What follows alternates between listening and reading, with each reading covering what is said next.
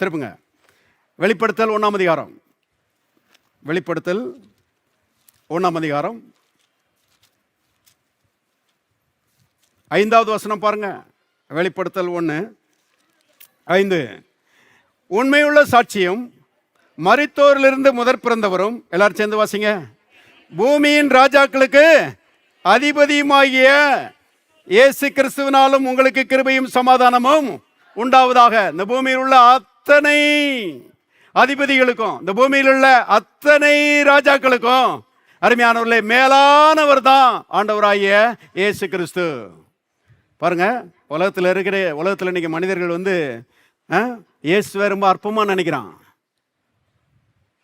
அவர் கல்வாரி சிலுவையில் தொங்கினாரு, பாவம், அவர் உதவியற்றவரா தொங்கி சிலுவையில் செத்து போயிட்டாரு அப்படின்னு சொல்லி அவரை பற்றி அற்பமாக நினைக்கிறான். இல்லைங்க, அவர் ஒவ்வொரு மனுஷனையும் காப்பாற்றுறதுக்காக அவ்விதமாக கல்வாரி சிலுவையில் அடிக்கப்பட்டாரு. ஆனால் அவர் சாதாரண மனுஷன் கிடையாது. அவர் பூமியின் ராஜாக்களுக்கெல்லாம், சத்தமாக தான் சொல்லுங்களேன், அதிபதியா இருக்கிறாரு. பூமியின் ராஜாக்களுக்கெல்லாம் அதிபதியாகிய இயேசு.